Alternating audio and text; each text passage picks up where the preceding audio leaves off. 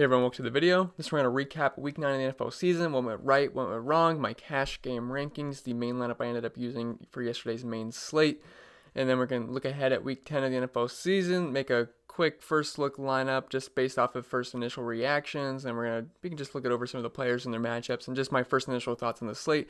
Not going to be anything too in-depth, just first reactions on the slate. Anyway, before we continue, if you could leave a like, and if you're new to the channel, please hit that subscribe button. It really helps me out. I really appreciate it. You can also follow me on Twitter at ChrisPennell16. And if you're interested in the spreadsheet about every single week for the NFL season, ownership, projections, rankings, Slack chat, cheat sheets, all that good stuff, links in the description below for my Patreon. And I also do NBA content as well every single day. All right, so I say we get right into the video. Let's start off with my cash game rankings. Well, just first off, it was a pretty good week for me. It was looking like it was going to be bad, which I was very down. And the Browns were blowing it versus Brandon Allen, of course. So I was going to have a double bad day. But thankfully, DK Metcalf and then Jarvis Landry came alive late and actually had made me have a pretty darn good day. They really saved my day. I cashed GPPs and cash games, so that was really nice. So thank you, DK Metcalf, for the explosion late in the game.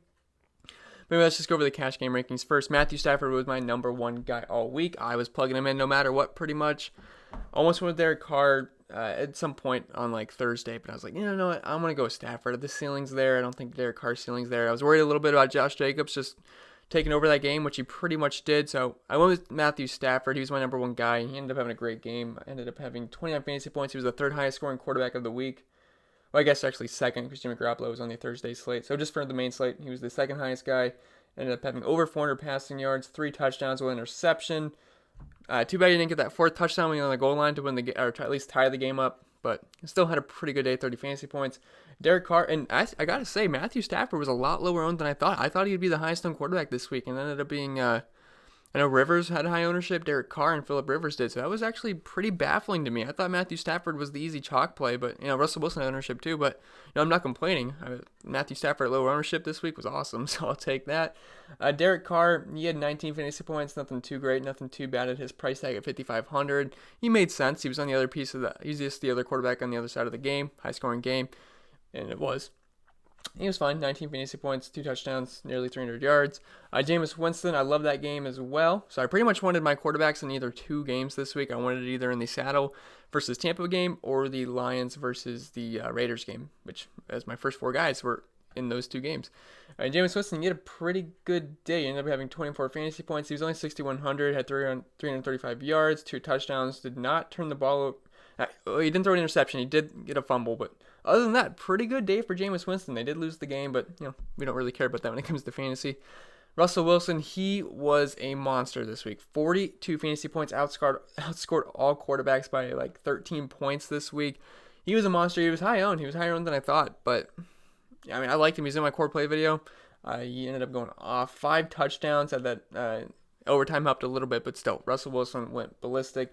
378 yards, 43 pass attempts, and I told you guys, I don't think, Chris Carson still had a fine game. He did over 100 rushing yards, but I thought they'd have to rely on the passing game there, and they did, and they took advantage. It was a really good matchup versus Tampa, and they really took advantage there. Now it gets Josh Gordon. Russell Wilson is just an absolute monster. He's my favorite quarterback, personally, besides Baker. I'm a Browns fan, but, he might be losing that status pretty soon. But I love Russell Wilson. I think he's awesome. So Russell Wilson, he had a pretty good game. Then Matt Moore, I just put him on here as a flyer, just a cheap guy, because if you wanted to completely punt to position, I didn't hate Matt Moore. What was he, 4,800. He got 15 fantasy points, 1 touchdown, 275 yards. Would have liked him to get 2 touchdowns, but 15 points at 4,800, it's not the worst thing in the world. So just threw him on there as a flyer. And as for the running backs, Jalen Samuels was the easiest play of the week. If you didn't play him, you were a donkey. 4K, ended up getting 20 fantasy points. I believe he was 80% owned in cash, maybe 89. It was either 80 or 90. I don't know how you could fade Jalen Samuels. I know he only had 10 rushing yards, but the guy's a good pass catcher, and he had 13 catches for 73 yards. This is PPR scoring. That's what he does. Got 20 fantasy points. Yeah, he was a cash game lock this week. Dalvin Cook. I was locking the first 3 guys in cash, so that was my plan the entire week. My entire plan for the whole week was Dalvin Cook, CMC, but then Jalen Samuels ended up playing, so that was my 3 main guys this week. Dalvin Cook, though, he was very disappointing for his price tag. I mean, it was a perfect matchup. Kansas City was getting destroyed on the ground. Dalvin Cook's arguably a top 2 running back in the league right now. Had 21 rushing attempts, but only had 71 yards. He had 4 catches, 45 yards. Amir Abdullah and Alexander Madison were a little bit more involved than I would have liked him to be, which was weird. But he had 15 fantasy points. He was over 50% owned, so he really didn't kill you if you played him, but just because of his ownership. But obviously, if you paid $9,500 for him, and he only gets 15 points, yeah, you're gonna be disappointed, which sucked. He was my favorite running back of the week. 15 fantasy points, that sucks. But CMC, again, just play CMC every single week. He's 10,500 this week. I'm going to play him. And then the week after that, he gets Atlanta. He's probably going to be 11K versus Atlanta. I'll find a way to get him in. But CMC just continues to defy all odds of everything. 24 rushing attempts, 146 yards, 2 touchdowns. Had that long 50-some yard touchdown. Got a receiving touchdown, 3 catches on 20 yards. Dude's a monster. Just play him every single week. Might be the best fantasy player of all time. Nick Chubb, he was okay. What did he end up getting? Maybe he wasn't okay. I don't remember exactly. Okay, well, I thought he had a better game than he did. He only had 13 fantasy points. He had 20 rushing attempts, 65 yards, no touchdowns, 4 catches on 26 yards. I mean, yeah, Nick Chubb didn't really do that great at 7,300. Browns were not in a positive game script. I don't know. I thought they'd had the lead in this game. I guess not. I guess they can't handle Brandon Allen. Le'Veon Bell, I mean, he was okay. 20 fantasy points. He got there in volume. 17 attempts for 66 yards. That's not very good versus Miami. But we did see the passing game come in for him again, which he kind of lacked in recent weeks. He had 9 targets, which is great. 8 catches, 55 yards. He got 20 fantasy points. We'd have liked him to get into the end zone. Didn't happen, but yeah, you'll take 20 fantasy points from Le'Veon Bell. Josh Jacobs, I should have been higher on him. I love Josh Jacobs. I'm a big Josh Jacobs fan. I probably should have had him at 4 just because of his price tag, but he really took advantage of a really good matchup. He was the second highest scoring running back on the slate. 27 fantasy points, 28 rushing attempts. The guy just continues to get elite volume. 120 rushing yards. Had 2 targets, didn't catch any, but 2 rushing touchdowns. Josh Jacobs is good, and unfortunately, he's not on the main slate this week. But Josh Jacobs continues to be good. He was a little bit too cheap this week at 6,500. Good matchup, made sense. High scoring game. Raiders were favorited, so we're the favorites, I should say. So Josh Jacobs, he made sense. If you played him, you were happy. As for the wide receivers, I wanted to pair up Matthew Stafford with his number 1 option, Kenny Golladay. I obviously couldn't because of his price tag, but he ended up having a really good game. 26 fantasy points, had that long touchdown, had 7 targets, 4 catches, 132 yards, and 1 touchdown. You're probably pretty happy with Kenny Golladay. Chris Godwin, he was a lot higher owned than I thought he would be. I thought he'd have some ownership, but he came in really high on. I believe he was 43% in my cash games, which I was sweating that out because I didn't have Chris Godwin on my team. So I was like, oh my gosh. So I was a little scared there, but he didn't do that hot. He only had 13.9 fantasy points, 9 targets, which was nice, but 7 catches for 61 yards. Mike Evans had the big game again. So you're disappointed in Chris Godwin. Tyrell Williams, that was another disappointment. I believe he only had, scrolling DK, I can't remember everyone off the top of my head, 7.8 fantasy points, 4 targets, 3 catches, 48 yards, his worst game of the year. Go figure, right? So Tyrell Williams, he sucked. The DJ Moore, Curtis Samuel combo, I didn't really care either one. They were both priced pretty similar. I believe Samuel was 4,800. DJ Moore was 4,800. Curtis Samuel was 4,300. They both had some pretty good games. I know Curtis Samuel got into the end zone. He had 16 fantasy points, 6 targets, 3 catches, 64 yards, and a touchdown. That's pretty good for Curtis Samuel at that price tag. DJ Moore had a really good game, though. 20 fantasy points, had 10 targets, 7 catches, 101 yards. Pretty good for 4,800. So Tennessee has 2 weeks in a row. Tennessee has been getting killed through the air. At DK Metcalf, he was in my core play video. DK Metcalf saved my day. He had 30 fantasy points, was the 3rd highest scoring wide receiver on the slate. Tyler Lockett actually had 43. Mike Evans had 39, but DK Metcalf had that nice long touchdown, and he looks pretty good. 9 targets, 123 yards, 6 catches, and a touchdown. 1 rushing attempt for 7 yards. If you played DK Metcalf, you were pretty happy. And he was a little bit lower owned than I thought. I thought he would have some high ownership, but he only was like 9% in cash, which was a little bit surprising. So I was very happy with DK Metcalf. Amendola was my flop of the week. I really believed in Amendola this week, and he only gave us, 5.9 points. Didn't really do anything, which was unfortunate. I know he did have a red zone target, but unfortunately didn't haul that in. 5 targets, 3 catches, 29 yards. Yeah, he sucked for the price tag. I did have Jarvis Landry here at 7, but I accidentally just deleted it. I promise I did. But I had some notes under here, so I deleted it. But I did have Jarvis Landry at 7. He was in my cash game lineup, so I didn't just throw someone in there I didn't have in there.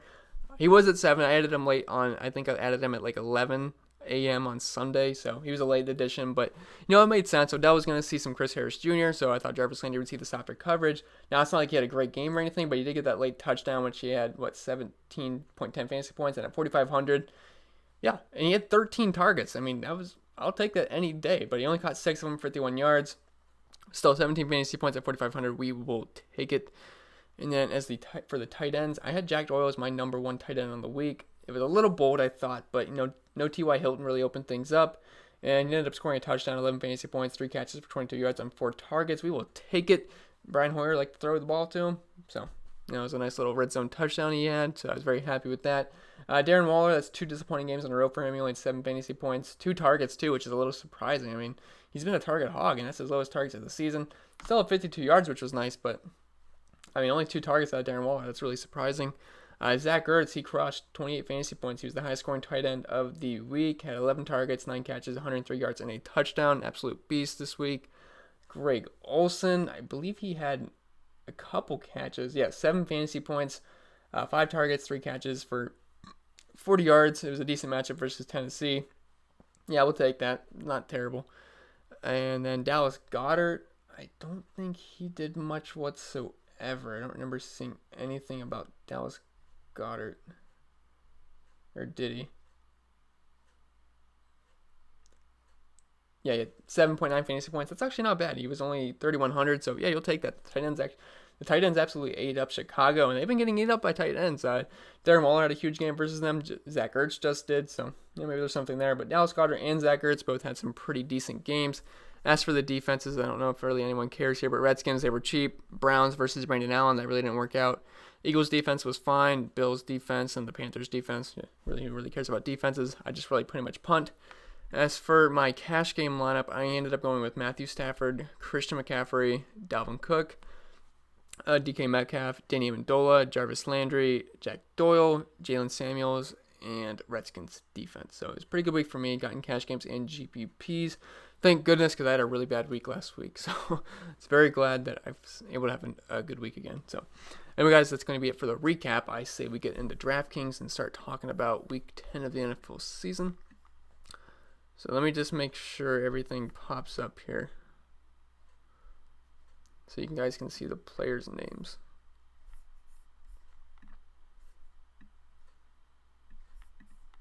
All right, just 1 second. All right, I think we're good. Okay, so we have a lot of good options on the slate. So when I first looked at the slate, there's a lot of good people in a lot of good spots. So, it's hard to pay up for everyone, which we can't, but... So quarterback, Lamar Jackson going up against Cincinnati. He crushed Cincinnati last time. He played them, all the rushing yards. He just had a very good game versus New England. He's probably the number 1, just in terms of raw projection, quarterback on the slate, but I don't think I'm going to be able to spend up for quarterback this week. Patrick Mahomes is expected to be back this week, but probably not a ton of interest in him, but maybe in GPPs. This is just first initial thoughts. Jameis Winston versus Arizona. Yeah, he makes a ton of sense this week. Arizona's giving up the most points per game to fantasy quarterbacks this season, so Jameis Winston would make some sense. Drew Brees versus versus Atlanta. Atlanta's getting killed by quarterbacks, the 4th most points per game to quarterbacks this season, so Drew Brees would make sense. Aaron Rodgers. Kyler Murray's got a really good matchup versus Tampa. They're giving up the 2nd most points per game to quarterbacks this season. Matthew Stafford versus Chicago. Might have to pass there. Josh Allen, really not too much interest in. But I don't want to talk about everyone. So I love Drew Brees. I like Kyler Murray, and I like Jameis Winston. I like Lamar Jackson. But I want to play Christian McCaffrey this week, and I think he's a necessity. And I also want to spend it for some other positions. So I'm thinking I can go all the way down to Ryan Tannehill this week at 5,100. I know it sounds gross, but honestly, it's not been gross ever since he's gotten the starting job so far. Week 7 versus the Chargers, 23 fantasy points. Week 8 versus Tampa Bay, 19 fantasy points. Week 9 versus Carolina, I had a really good game, 331 yards, 1 touchdown. I had a little bit of rushing yards, I had a rushing touchdown, 28 fantasy points for 50. He's been cheap too, 4,800, 5,100, 5,300. His price went down after a really good game, and he's got a good matchup versus Kansas City. They are giving up 20 fantasy points per game to fantasy quarterbacks this season, which is bottom half in the league, so it is a good matchup for Ryan Tannehill. We have one of the higher Vegas totals on the slate against Kansas City at home. It's a 48.5 point total, which I believe is the 3rd highest on the slate. Yeah, 3rd highest on the slate. Tennessee is dogs here, so they should be having to pass. I know it's a beatable matchup on the ground for Derrick Henry, but I do think they're going to fall behind at some point, and I think Ryan Tannehill's going to throw the ball. Patrick Mahomes should be back, so I like Ryan Tannehill this week. He does not need to do much for us to hit value here, and he's going to let us fit in guys like Christian McCaffrey, Marlon Mack, and some other high-end running backs, Saquon Barkley, whatever. So Ryan Tannehill, I think he makes sense this week. I think he's got a decent floor here, and he's shown a high ceiling. Carolina's not the easiest matchup in the world, and Kansas City's definitely an easier matchup, so I think he makes some sense this week at 5,100, nice salary saver.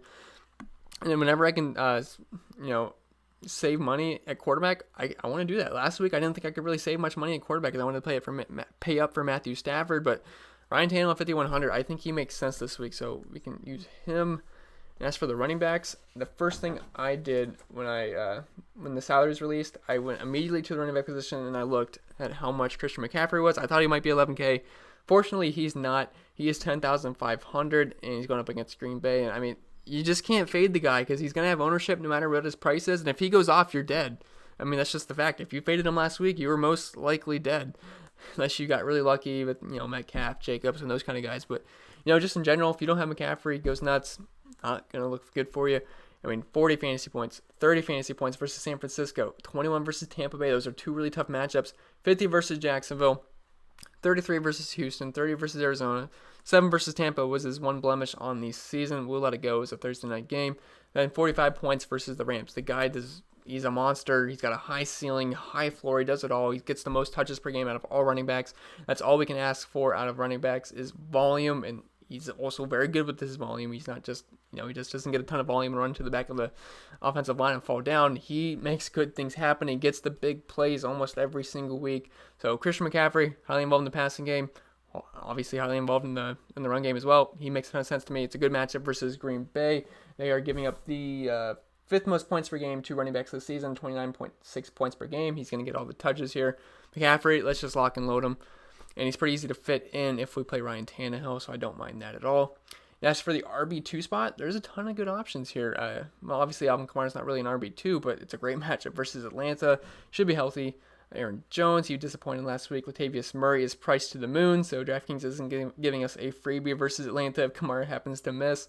Mark Ingram versus Cincinnati, he makes some sense. I think he's a fine option. He just doesn't get too highly involved in the passing game, but neither does the guy I'm going to talk about either. But it's a good matchup versus Cincy. They're giving up the third most points per game to running backs this season. Nick Chubb is obviously a beast. Buffalo is obviously more beatable on the ground than they are through the pass, so I wouldn't mind him either. Cleveland is favorited, but I like Marlon Mack here at 7K. So Jacoby Brissett went down with the injury.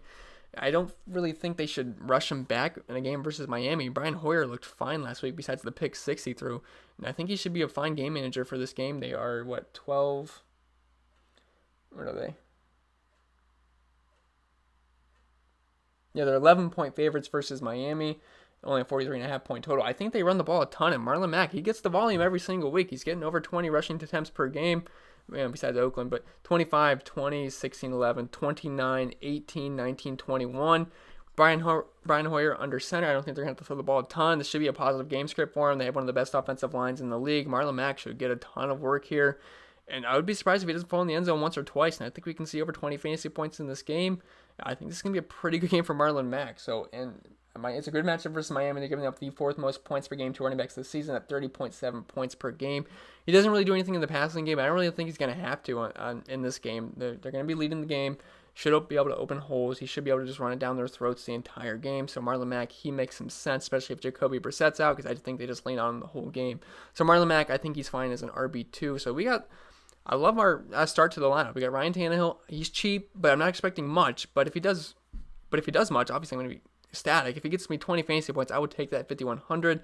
Then we get Christian McCaffrey, best running back in the league. Then we get Marlon Mack. So we get a lot of volume there. We got 50 touch potential right there out of those two running backs. And as for the wide receivers, again, there's a ton of good options this week at wide receiver. We can go with Michael Thomas, who he's going to be my highest projected receiver. I'll tell you that right now. It's a great matchup versus Atlanta. No one's going to be able to stop him.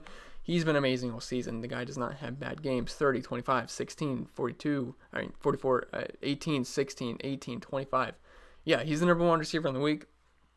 Now, if you play Michael Thomas, that's probably coming to the expense of Christian McCaffrey.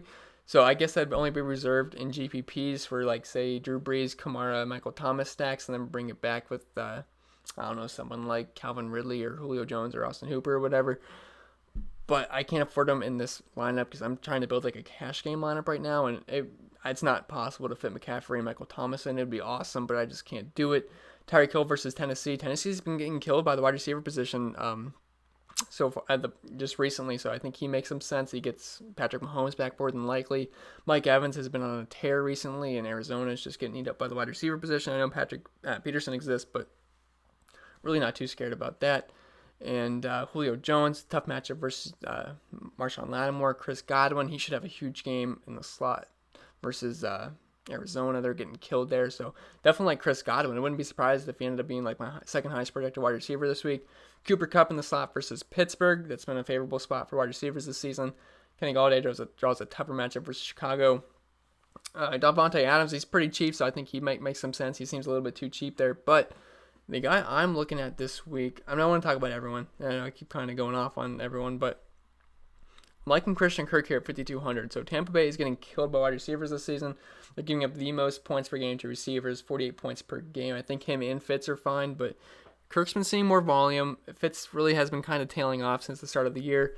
And Kirk, 12, 8, 12, 5, 11, 5 targets. That's not too bad. Last week was a really tough matchup versus San Francisco, but this is a great matchup versus Tampa Bay, and he's really cheap, and I want pieces of this game. We have a 53-point total, which is the highest on the slate. Arizona are dogs. I think I said that right. Arizona is dogs in this game, so they're going to throw the ball a ton. They play at a fast pace. I think Christian Kirk makes sense, 5,200. He's probably going to have some high ownership this week, but I do think it's for good reason. So Christian Kirk, we can plug him in there. We get a nice piece of that game, a nice cheap piece. And then the next guy I'm liking is Jamison Crowder at 5K, and I'm not just going off his last game. He's been seeing consistent targets each and every single week. Sam Darnold loves throwing it to slot receivers. He had 9 targets last week versus Miami, 8 catches, 22 points, 1 touchdown. And he makes a lot of sense versus the Giants. They're giving up the second most points per game to wide receivers this season at 44.6 points per game. And they've really struggled in the slot. Grant Haley is not that great whatsoever. So Jamison Crowder, I think he makes sense this week at 5K. I think he got a decently safe floor here and potentially a high ceiling too. He's had 3 pretty good games so far this season. So I think he makes some sense at 5K. And then I'll leave that wide receiver slot open for now. So now I'll show you guys who I'm thinking right there as we fill out the rest of this lineup. So as for the tight ends, I probably not going to be able to afford anyone expensive here. Kelsey's getting Patrick Mahomes back more than likely, so I think he would be fine versus Tennessee. They're not the best versus tight ends. Evan Ingram's always in play. Austin Hooper's been awesome this year. Mark Andrews versus Cincy, that could be fine. Baltimore's throwing the ball to the tight end position a ton. Gerald Everett, not in love with that. But the way I'm looking at it is you can play Cameron Brate, or if OJ Howard's back at 3,300, I think he makes a ton of sense. We know the guy is talented, but he's just not that involved in the game plan. But still, 4 targets, 2 targets, 3 targets, 4 targets, no targets, and 5 targets. He's too good to not get the ball. And he's 3,300 though, and I love the price we're getting with OJ Howard. If he was priced like 4 or 5K, I would not be interested, but he's 3,300. He's pretty much free, and he's got talent. He's got upside here, and if there's any matchup for him to do it, it's this matchup versus Arizona. We know we love tight ends versus Arizona Cardinals. They're giving up 22 points per game versus tight ends this season, which is most in the NFL. If you can't do it in this game, I don't know what game he's going to do it in, and I just want pieces of this game. We got a 53-point total. It makes a ton of sense here. He's at home. OJ Howard, if you can't do it in this matchup, just never again. This price is too good to pass up. As long as he's healthy, he should be back. So I do like OJ Howard in the spot. 3,300, just a little bit too cheap. He's worth the flyer in my opinion. And as for the flex spot, I usually like to get a running back in, and I think we can do that with David Montgomery at 5,300. He's been good the past 2 weeks. After week 7, Matt Nagy said he needs to run the ball more, and well, he has. He had 27 attempts versus the Chargers, 135 yards, 1 touchdown, had 5 targets as well, which is pretty nice. 27 fantasy points. Last week it was a very, very tough matchup versus Philly. Obviously, Philly's one of the best run defenses in the league. But even Montgomery had a really good game versus, not really, I shouldn't say really good. It looked really good in the stat and like in the fantasy point department, but he only had 2.9 yards per carry, which obviously isn't good. But I just meant the end result, 22 fantasy points was pretty good. Did have 4 targets, 3 catches. But the thing is, he got saved with 2 goal line touchdowns, 14 attempts, 40 yards, 22 fantasy points. But this is a great matchup versus Detroit. They made Josh Jacobs look like a Hall of Famer last week, which I think Josh Jacobs is pretty good. That's no knock to him. I think he's one of the best up-and-coming running backs in the league. But Dave Montgomery, he should have talent. He hasn't really shown talent, but I think he's going to get probably around 20 touches in this game versus Detroit. And they're giving up 33.6 points per game to running backs this season, which is worst in the entire league. Dave Montgomery should be a pretty good play here. Vegas has this game as Chicago being 3-point favorites, so it should be a positive game script. I do like that he's been involved in the passing game recently, 9 targets the past 2 weeks, so that helps boost his floor. Dave Montgomery should be able to get into the end zone. It wouldn't surprise me if he had about 20 carries, 90 to 100 yards, gets into the end zone, a couple targets. I'll take that. 5,300 seems a little bit too cheap. I've not ran projections yet, but I have to assume he's probably going to pop up as my number one value at this moment. So let's plug in David Montgomery. And now we have 4,300 left per position. So let's just figure out what we're going to do with our defense. So probably going to have to punt here. Not playing the Falcons. I usually like to punt my defense, but I will not do that versus New Orleans. Probably going to go negative or something close. Bengals versus Baltimore. Don't love it. Titans versus KC. Patrick Mahomes is back. Absolutely not. Maybe if he's not somehow, that's okay. Wouldn't hate that. Cardinals versus Tampa Bay. No, thank you. Although, Jameis Winston is prone to some turnovers, so I guess I wouldn't hate that. Dolphins, never. Browns at 2,500, though. I know I'm a Browns fan. I'm a homer, but they're playing at home. They're 2,500 versus Josh Allen. I liked the Redskins defense versus Josh Allen. I know they were only, were they 1,500 or were they 1,800, something like that. I'll take a shot. Josh Allen can turn the ball over. He'll take some sacks. Myles Garrett should be able to generate some pressure. Maybe Denzel Ward, Greedy Williams, get a pick or two. I'll take it at 2,500. I don't hate it. The Browns are favored. This is one of the lowest Vegas totals on the slate. It's actually the lowest at 41.5. Browns are 2.5 point favorites. I'll take it at 2,500. It's worth a shot. And this leaves us 6,100 left. And I hate to sound like a homer, but Odell's 6,100. And, we might get a little narrative here. So at the end of the game last week, he was not very happy, which rightfully so. He shouldn't have been happy. Baker had him one-on-one, and he had Chris Harris beat. And it was more than likely a touchdown if Baker gave him a good ball, which I know maybe he doesn't get him a good ball, but still, he should have thrown him the ball, didn't even look at him, threw it in double coverage over the middle of the field.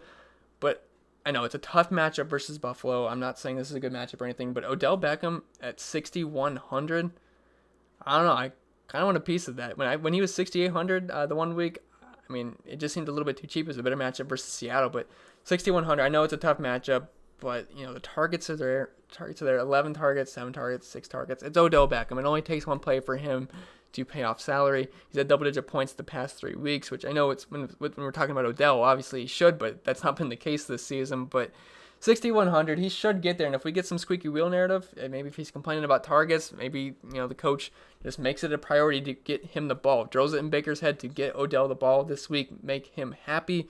And it's really not that Odell's just complaining. He should get the ball more. It's not enough. They pay him so much money. He's one of the most talented receivers in the league. They got to get him the ball. So 6,100, we'll take it. I'm not trying to make it sound like he's a core play for me this week. It's just that he's fitting this lineup, and I'm trying to make a case for him in this lineup. So Odell, I think he's fine at 6,100. Just seems a little bit too cheap, and he fits this lineup. I'm not going on my way to roster him this week, but just for the example lineup here, he fits. So I don't hate it. And that's going to be the end of this lineup. So we get Ryan Tannehill, 5,100, a little bit too cheap. I shouldn't say a little bit too cheap. I think he's way too cheap at 5,100. I know he's not the best quarterback in the world, but he's shown upside, especially for this price tag. Christian McCaffrey, we got to plug him in every single week pretty much. Marlon Mack, I like the positive game script here. They should be able to run all over Miami, especially with Jacoby Brissett more than likely out. Christian Kirk, a little bit too cheap. Sees a decent amount of targets. Best matchup you can ask for for a wide receiver.